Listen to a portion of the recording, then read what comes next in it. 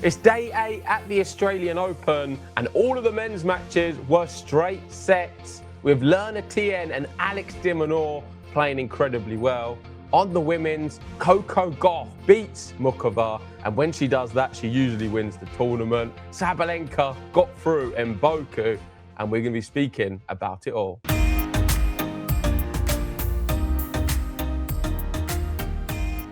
That's right, day 8 in the books, and as you go through the tournament, we start seeing the matchups, don't we? And we start thinking, God, this one's going to be a real barn burner. This one, they're going to push each other to the limit.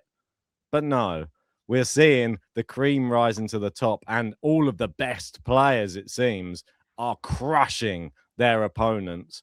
We had Carlos Alcaraz coming through in straight sets against Tommy Paul, which was probably the toughest victory out of all the straight sets on the men's. Tommy Paul played very well, especially in the first set. But we're going to start with, we thought it was the biggest build matchup for a rivalry. It was Daniel Medvedev versus Lerner Tien.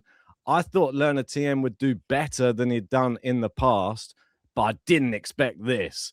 6-4, 6-love. 6-3. He absolutely destroyed Daniel Medvedev and announced himself on the scene. He's into his first Grand Slam quarterfinal. What a performance. I didn't expect it at all. I mean, it had 4 sets or 5 sets written all over it. I was favouring Daniel Medvedev, and I really thought he was going to win. In the build-up, Daniel was saying how it's going to be a difficult match, but he felt like it seemed like he was secretly confident that he can get the job done. But gosh, how wrong could all of us have been, really? Lerner Tien demolished him. The first time Daniel Medvedev's been bageled in a Grand Slam, by the way.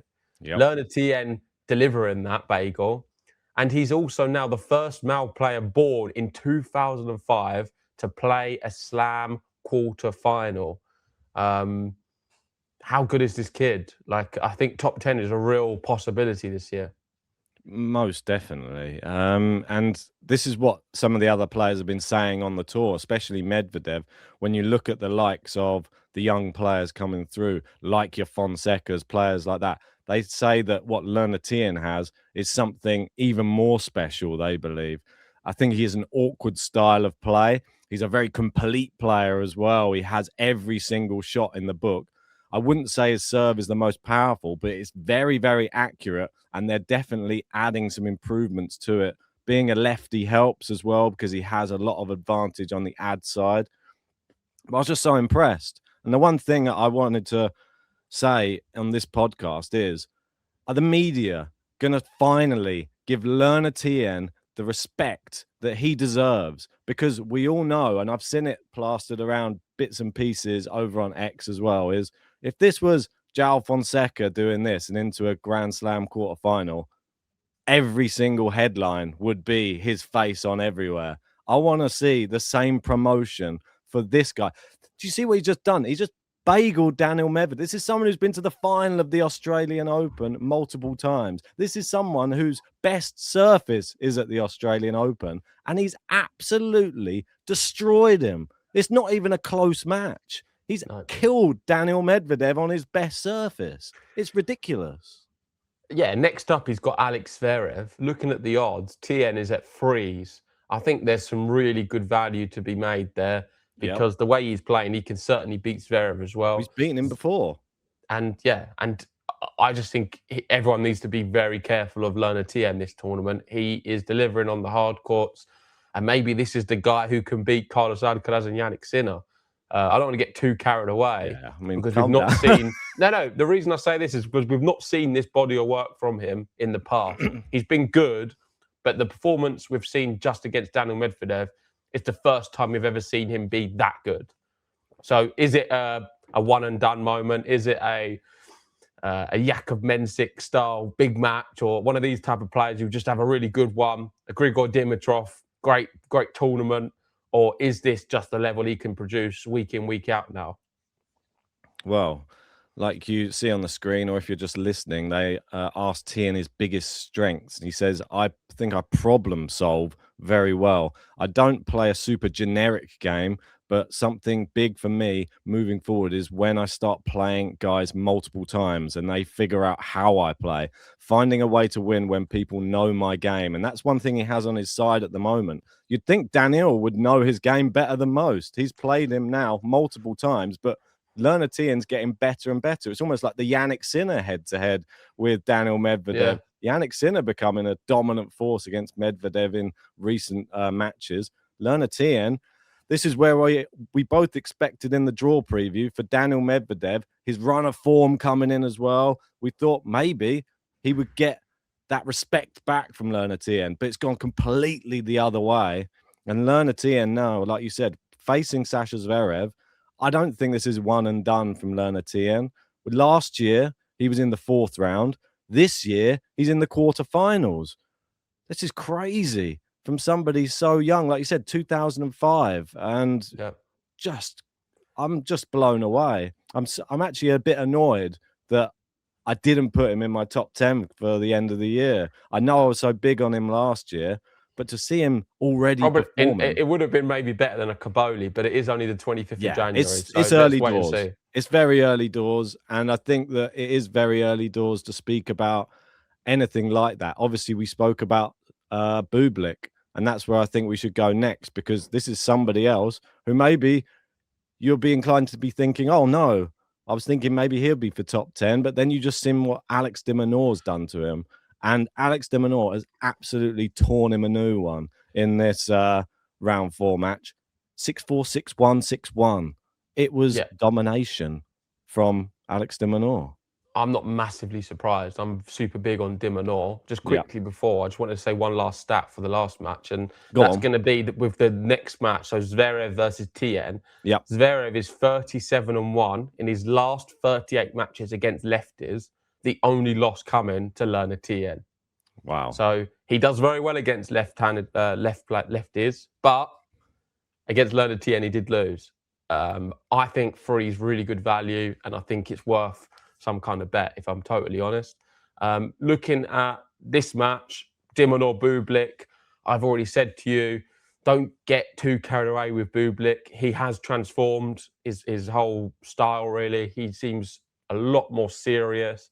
And super consistent, top player on the hard courts. His record this last sort of 6 months speaks for itself. Him and Vachereau have been outstanding, but de Minaur is incredible. And I think, I said it on the last one, his return game is one of the best in the world. And you can see it here right now. He's a smaller guy, but he returns so well. And he neutralized Bublik's serve completely. He managed to serve relatively well as well. Bublik didn't do enough. You needed to attack the de Minaur serve. If you're going to beat him, you need to be ultra aggressive on all of your return games. And this version of Alex de Minaur is the best of the rest. I keep saying it. We've said it many times. I am super big on him. There's not many better players in the world right now than Alex de Minaur. You can make a case for Zverev being the best of the rest, but he's right up there as well. His quality. Just watching him today, you see that look on the screen right now. I know that we are having this with a lot of players, even from other sports as well. This no more Mr. Nice guy.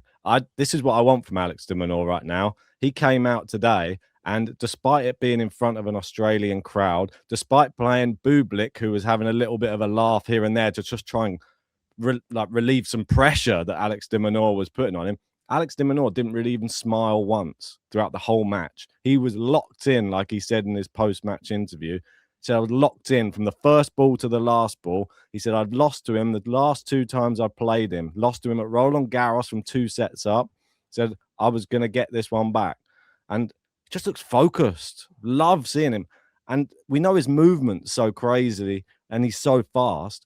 I just think that the one thing, the more I watch him play, it's the timing of his hitting of the ball these days. He takes the ball so early that it gives him an opportunity to get his opponent out of position. I sometimes don't even understand how he's able to hit the ball so early, but it sort of comes to him and he's almost like nearly half volleying a lot of shots just to get them out of position.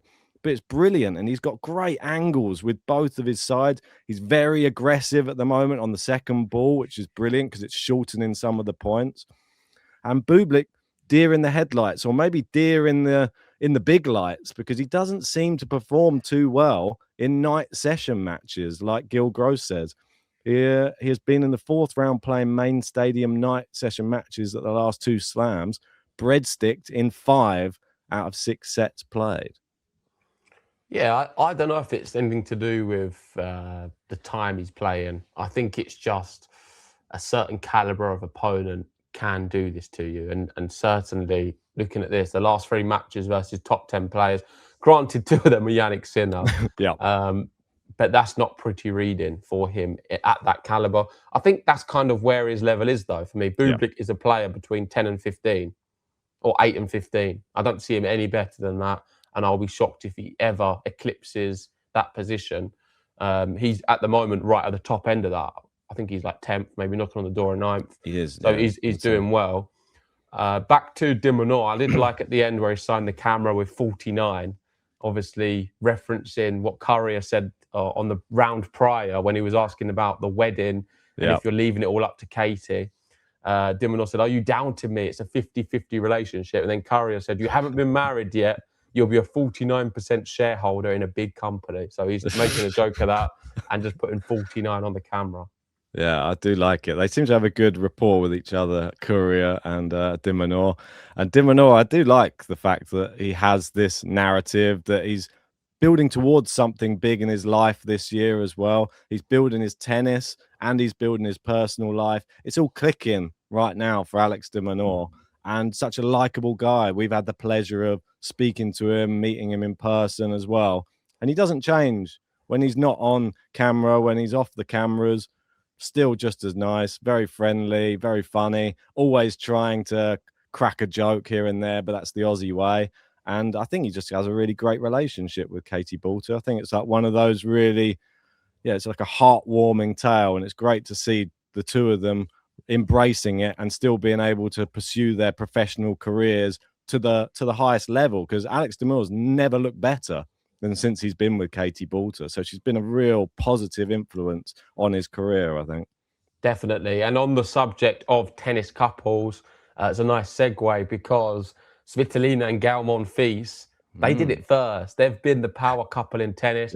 And Svitolina right now, we've got to speak about her. She's just defeated Mira Andreeva 6-2, 6-4. You could class it as an upset, I guess. And the bookies would have it that way. But I was quite big on Svitolina pre-tournament. I did highlight her quite a bit in the draw reaction video. Let me just make sure this is correct what I'm saying, but she hasn't dropped a single set this year. 9th consecutive win, 18 consecutive sets won, her 4th Australian Open quarterfinal. You could make a case between her and dropped Rebecca. One against Cartel, but this is what it's saying here. That's what I'm saying. It says 9th consecutive win, 18 consecutive sets won.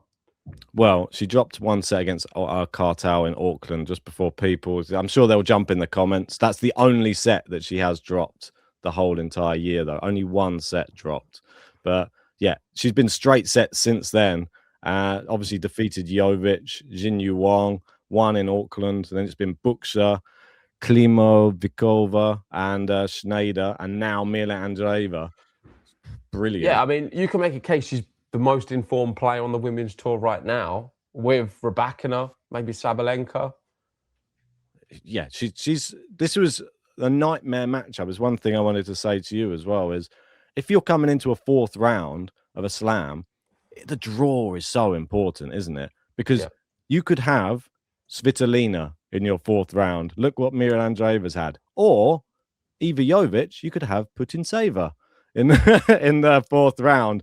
And not taking anything away from Iva Jovic's performance, because it was another breakout. My other wild card from last year on the women's side, making her first Grand Slam quarterfinal as well.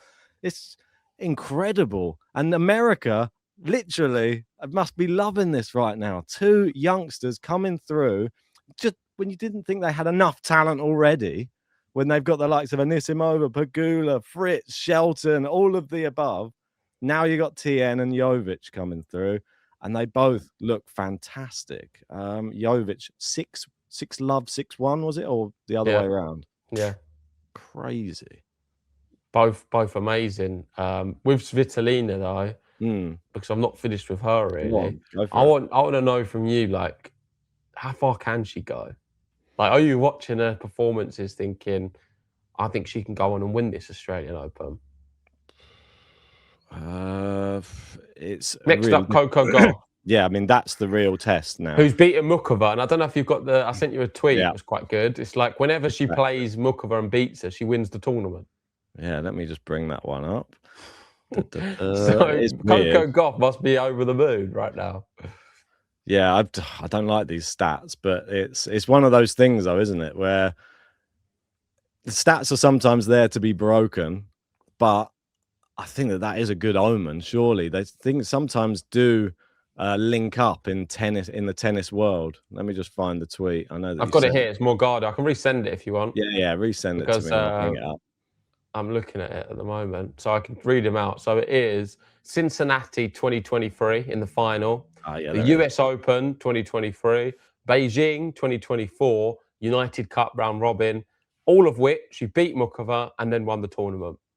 Australian Open 2026 beats her. Is she going to win the tournament now? Next up, Svitolina. Who knows? I think it's going to be really tough to call because just looking at it, you've got the top 6 players in the world right now still in the tournament. That's Sabalenka, Iga, Anisimova, Coco Gauff, Rybakina, and Pegula. And then you've got Svitolina, like I've said, the reigning champion Madison Keys is still there. Iva Jovic looking great. Merton's still kicking about, which I guess no one would have seen. I can't see her being around for much longer. And it's a tournament in which you could maybe make claims for 8 players to win. As much as Sabalenka is Sabalenka, I think there's a lot of players who can win this tournament. Such an open field on the women's side. And like you say, Svitolina, this is going to be a really tough match against Gauff. And their last 2 meetings, they were in 2024, but you see how close it is. Svitolina won the first set in both and then lost in 3. 6-3, 6-3 seems to be the score that Coco Gauff's able to get it done each time. If Gauff wouldn't have beaten Mukova in the last round, I would be all over Svitolina winning this thing. But since seeing that stat, I'm a bit nervous. I feel like these things always keep happening. So it will just be that Coco Gauff wins. Yeah. If I had to pick, I'm probably going to stick with Svitolina, though. I mean, I think I'm going to stick with... We could speak about Coco Gauff and her performance. I thought it could have been a little bit more convincing, but credit to Mukova for the second set. I just thought that the only thing... Did you watch this one? I watched some highlights of it, and the only thing I noticed in the highlights is some of Coco Gauff's hitting is... It didn't seem to fill me with confidence with power. She was dropping a lot of balls mid-court, and you can't do that against some of the bigger hitters like your Sabalenkas or your Rybakinas or even your Igas as well. If she doesn't play firepower where you get the ball deep on the court in the Australian Open, I don't think she wins the Australian Open. She will get found out by these bigger hitters, I think. And that's my big concern for Coco Gauff coming in. I think Svitolina is a very even matchup for her. We see they match up really well. I think that she can still win this matchup, but I think it will be down to more movement-based that she'll have to do it. It'll have to be a real strategic win against Svitolina, but I think it'll be 3 sets again. I don't think you can have anything different between these two. On to Sabalenka, the queen of the tie-breaks. Novak Djokovic isn't pleased because... no one's won so many tie-breaks in a row. And Djokovic said, I'm upset right now. He put a tweet out, and that is because Sabalenka's claimed a 20th consecutive tie-break at Grand Slam events, surpassing Novak Djokovic, who had 19, for the outright most of any player in the Open era.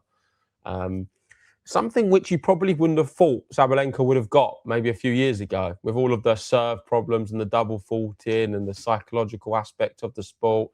We feel like at a tie-break stage, there's some similarities to a penalty shootout in football, in which it's a bit of a mental battle, and mentally she has struggled in them battles in the past. But she's the record holder at the moment, and she seems to be doing extremely well in these critical moments.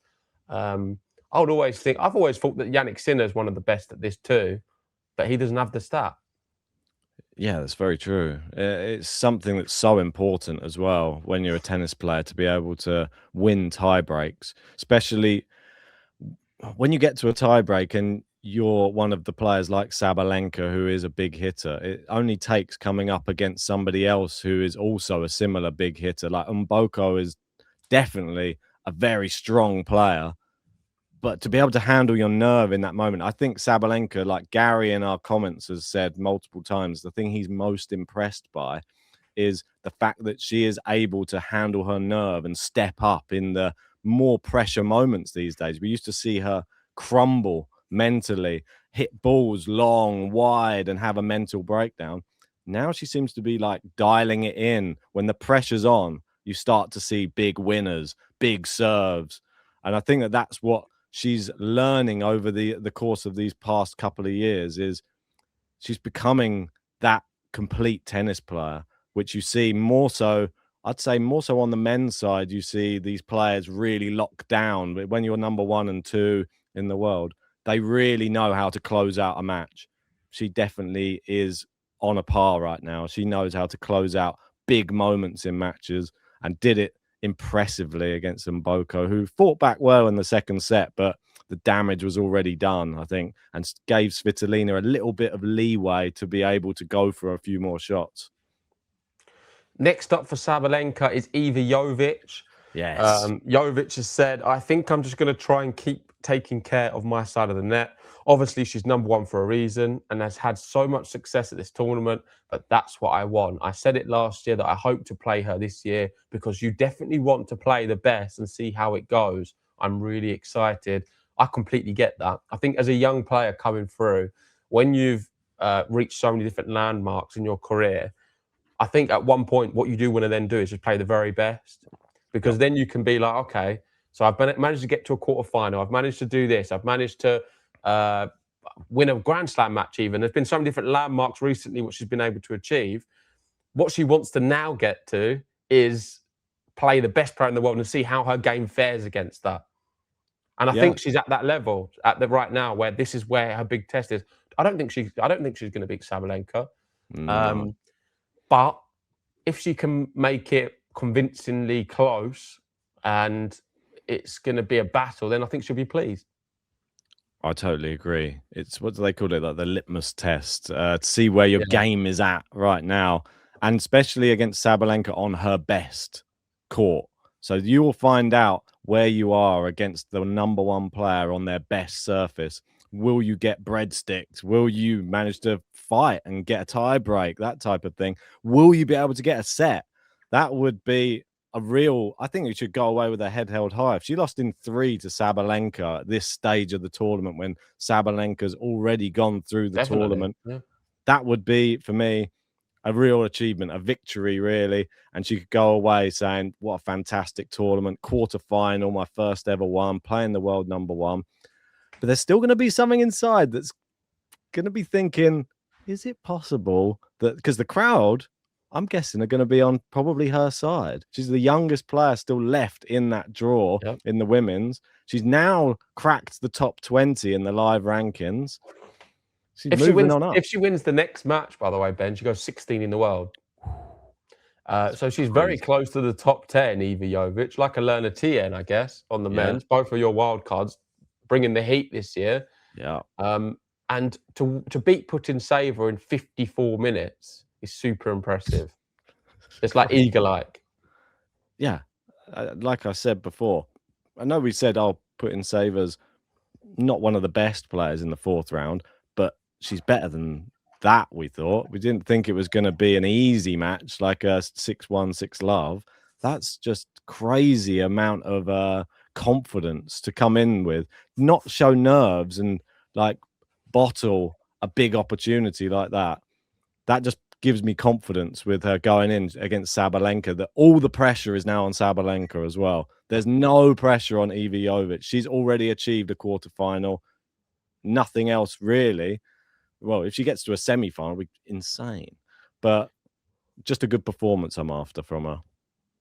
Yeah, last few stories really, and Yeah. we've not touched on Zverev much. I'm not going to speak about the match, but I want to No. speak about the fact that he is one of the greatest players ever, if not the, for sure, to never win a Grand Slam. He is, if you look at the list of players now, he's reached 16 Slam quarterfinals in his career. Everyone above him have won Slams. He hasn't won a Slam. Um, it is getting to that point where how far is this going to go? Like, how if you go down a little bit, look at the active players: Djokovic 65, Stan 18, Zverev 16, Cilic 14, Alcaraz 14, Sinner 13, probably soon to be 14. But it's I don't know. It's a bit dark. I feel actually for Zverev because it doesn't look like he's any closer to winning the Slam. It's not going to happen for me. Yeah, it doesn't look good, does it? I feel like his best opportunity, as crazy as it is probably at Roland Garros. Obviously, David Ferrer there, he's not won a Slam. No. Should have mentioned that. But because you can Thomas make, there was Berdych, always been some things saying, yeah, I don't think they've he never did won either. a Slam. But like all these top players who don't win one, is Zverev the best? I think he is, in my opinion. Yeah, he's right up there. I mean, his performance at slams, he rarely doesn't turn up and get deep in a slam. And credit to him, he beat Cerundolo, convincing fashions. It wasn't really even close. He couldn't really handle Zverev's serving. I don't have much more to say about that match. I was just sad to see Cerundolo not really put up much of a fight in that, and didn't really have the It was a answers. good performance, though, Ben. It was good. Yeah. He's a really good player. He just doesn't win slams, and I don't see him winning one. Someone who has won a lot of them, though. I know he didn't play, but we need to speak about it. Novak Djokovic, because he's into the next round without playing. He skipped today completely. Jakub Mensik pulling out with abdominal issues. I'm not going to read it all, but yeah, the doctor said he can't play. He's withdrawn, and Djokovic has had a bit of fortune here. It's kind of worked nicely. A lot of the players who we thought he was going to play, he's not played. And now he doesn't even have to play. He didn't have to play Hurkacz, not have to play Mensik, didn't have to play Atman. Lovely. He's flying. Well, Might have to play Sinner. If Sinner struggles with the heat more, he might pull out, get straight into the final. Well, all we need now, as we know, Djokovic fans, is Musetti and Fritz 5 sets, please. That's what we'd love. Really grueling 6 hours, please. Next up, Musetti or Fritz for Djokovic. Just think about who he's playing. I mean, yeah, but just he's rubbing his hands together. Doesn't matter if either of them winning straights. He's going to fancy them in a Grand Slam. Will he go and watch the match? Just sit there? He wants Fritz. He wants Fritz. Doesn't matter how it happens. If Fritz wins 6-love, 6-love, 6-love, Fritz is not going to beat Djokovic in the next round. He can't do it. It's a block. It's like you trying to beat me. It just won't happen. Oh, it will one day. Don't worry. You are Fritz, and I'm Novak. I am Taylor Fritz. Don't worry. Taylor Fritz never been more offended in his whole life. Right. Move on to the world number one, because we can't not speak about Carlos Alcaraz and his performance. Obviously, went through in straight sets. I was shocked, really, that the first set, Tommy Paul tried to catch him cold a bit there and came out, broke early, was looking very, very dangerous, was hitting big shots, was keeping the rallies short, big winners. Alcaraz couldn't even get to the ball a lot of the time. But I've said it once in this tournament, I'm going to say it again. It's not the Carlos Alcaraz that starts the set that you want to be looking at. It's the one that finishes each set. And by the end of the set, Carlos Alcaraz came good, took it on a tiebreak, really close tiebreak as well, 8-6, but just goes to show. And then the next set, yet again, just gets the singular break, and in the final set as well, or the third set. And now he puts himself at the top of the tree. Most men's Grand Slam quarterfinals in the Open era before turning 23. Carlos Alcaraz was 14 above Becker and Borg with 13. We got Nadal and Sampras and Villander with 12. Djokovic 11 there.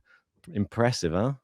Yeah, and in the words of Tommy Paul, he suffocated him completely, forced the rallies into his own patterns of play, going to the forehand, because Tommy Paul's forehand wasn't as good as what he usually was, and the forehand to forehand rally killed him off. And Alcaraz into the next round looking good.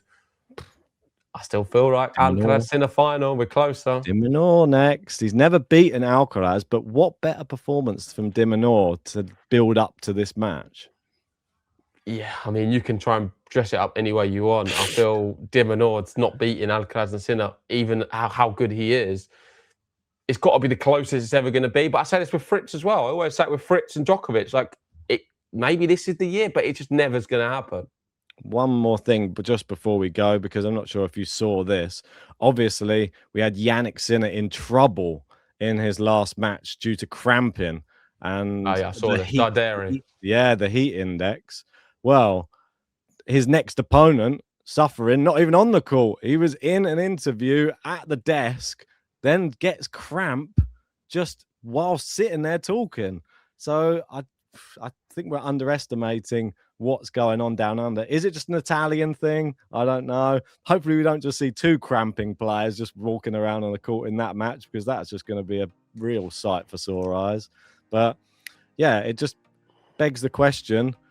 Don't look at that match with Jannik Sinner and think, oh yeah, well, they're closing the roof and all that. It is serious. They say on I think Tuesday is going to be the hottest day out of all of them, so expect to see another closed roof coming. You're just too biased, Ben, with Jannik Sinner. You love him too much. I think you need to open your eyes to the other players on the tour. But no, I see what you're saying, and we'll wrap it up there. If you haven't already, please hit the like button, subscribe if you're new, and we'll see you tomorrow for more tennis action. See you then.